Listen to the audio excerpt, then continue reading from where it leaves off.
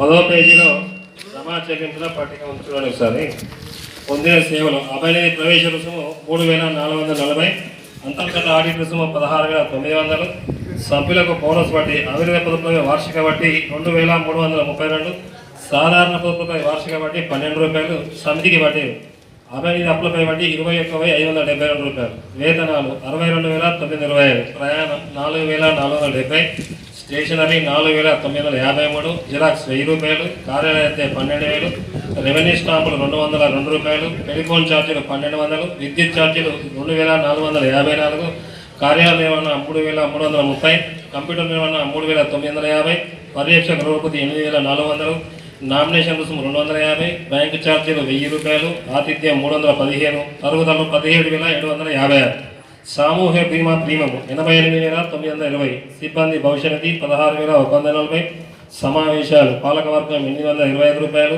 పాలకవర్గ సమావేశ గుతి 16,200, వార్షిక మహాసభ 27,040 రూపాయలు.